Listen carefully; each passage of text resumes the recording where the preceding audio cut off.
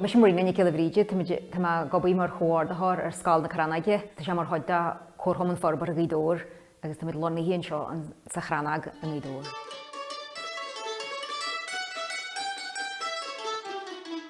Bhín lémór amachtaí rinne seairtaine de foiistí Scoile. Bhín dramaíart againn, bhín ranganí ceáil, uaireanaíart, damsa, fideag, fiddle, concertina, mandolin, guitar, flute, chléirse, puib, lémór orlaisí ceáil, ceáil Gaelálaigh.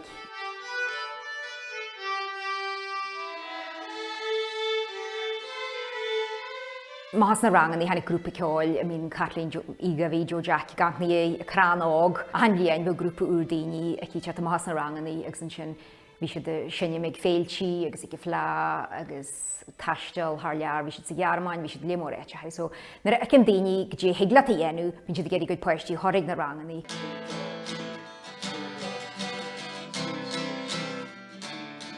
Tá dtíon taonnta bhfuil sa cheantar seo bhfuil airad teagas scarí de aird chaideán le Gaeilge a gcuin hiagla na hálaisí seo tháinig i léir a haisc.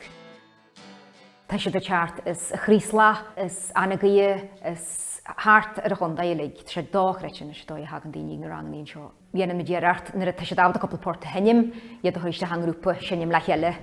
Tá seo na Crannóige san nachadú agus tá sé le ceartú go maiid faoine sin.